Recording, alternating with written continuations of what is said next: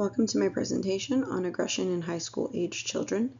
Today we'll explore what aggression is, how it is expressed in adolescence, the factors that contribute to it, and how we can reduce aggressive behavior in this age group. We will also look at developmental theories to help us understand these behaviors. Aggression is any behavior intended to cause harm or injury to another person. It can be physical, hitting, kicking, or verbal, name-calling, threats. Aggression is influenced by a combination of biological, psychological, and social factors. Aggression can manifest in various forms, but it generally involves a behavior that is intended to harm or intimidate someone. High school age children particularly experience increased aggression due to the developmental challenges they face. These behaviors are influenced by genetic predisposition, their environment, and social learning. In the next slides, we will be discussing social learning theory, also known as the Bandura theory, which is aggression is learned through observation and imitation. General aggression model, Anderson and Bushman. Aggression results from both internal factors, i.e. personality, and external factors, such as situational triggers. And frustration aggression hypothesis. Aggression arises from the frustration of unmet goals or desires. In this slide, I have included the Bobo doll experiment, which was conducted by Albert Bandura in the 60s. His theory emphasizes that aggression is learned through observing others. Children imitate behaviors they see, especially if those behaviors lead to rewards. Aggressive behavior is reinforced when children witness aggressive actions being rewarded. Bandura's social learning theory posits that children learn aggressive behaviors by observing others, particularly role models like parents, peers, or media figures. For example, if a teenager sees their friend being praised or gaining attention for acting aggressively, they are more likely to imitate those behaviors. This highlights the importance of positive role models and environments in shaping behavior. This slide on Anderson and Bushman's general aggression model gives the example of road rage. Anderson's general aggression model suggests that aggression is the result of both internal and external factors. Internal factors include traits like anger and hostility.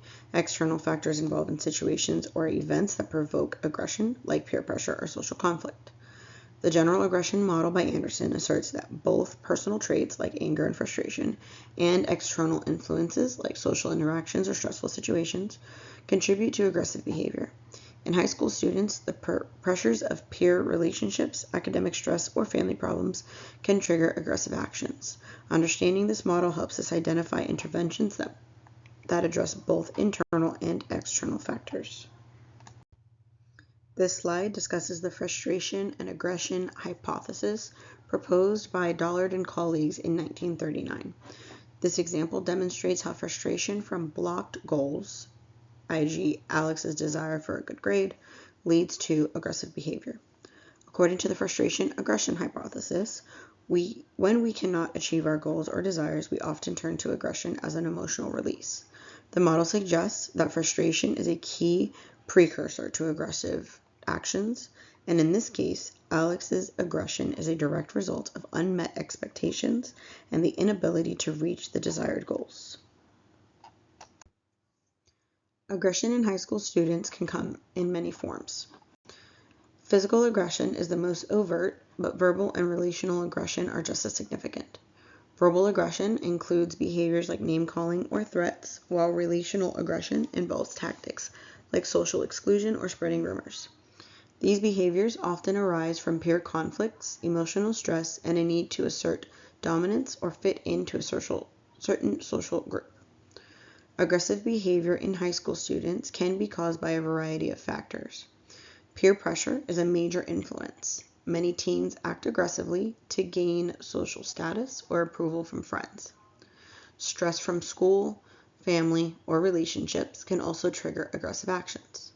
Exposure to violent media and a lack of emotional regulation can further exacerbate these tendencies, making it harder for adolescents to manage their impulses. Next, we will discuss Piaget's and Erikson's models. According to Piaget, adolescents enter the formal operational stage of cognitive development around age 12. This stage allows for abstract thinking, but it doesn't always mean that they fully grasp the impact of their action. Aggression in high schoolers can sometimes result from impulse decision making or an inability to fully consider the consequences of their actions on others. Erickson's theory is vital for understanding aggression in high school students.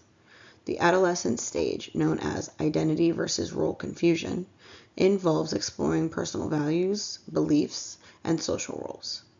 If teenagers struggle to form a stable identity, they may become frustrated, which can manifest as aggression. This frustration stems from their emotional conflict about who they are and how they fit into society. Altruism is a selfless concern for the well-being of others. Encouraging empathy and pro-social behavior can reduce aggression. Programs that promote kindness, cooperation, and conflict resolution help students develop these skills. Altruism, or selfless concern for others, plays a crucial role in reducing aggression. By encouraging students to practice empathy and engage in pro-social behaviors, we can create environments where kindness and cooperation thrive over hostility. Programs that promote conflict resolution and teamwork have been shown to reduce aggressive behaviors by teaching students to handle disagreements peacefully and consider others' feelings. Intervention strategies for reducing aggression in high school students. Conflict resolution training can teach students effective techniques for managing disputes, teaching students to handle disputes calmly through effective communication, listening, and negotiation. Anger management programs provide tools for controlling impulsive reactions, helping students recognize emotional triggers and developing coping skills to manage frustration before it leads to aggression. Peer mediation is an implemental program where students help resolve conflicts among peers, allows trained students to mediate conflicts among peers, reducing aggression and promoting a peaceful environment. Social emotional learning promotes empathy, self-regulation, and emotional awareness, focuses on emotional awareness, empathy, and relationship skills, which are the key to reducing aggression. Parental involvement, encouraging parents to reinforce positive behaviors and support emotional development, can help students to have successful outcomes inside and outside of school. Aggression in high school students is influenced by both internal and external factors. Theories like Bandura's social learning and Anderson's general aggression model help us understand these behaviors. Reducing aggression involves fostering empathy and promoting positive social behaviors. In conclusion, aggression in high school students is complex and influenced by multiple factors. By applying theories of aggression and developmental psychology, we can understand why these behaviors occur. To reduce aggression, it is essential to create environments that encourage empathy, cooperation, and conflict resolution.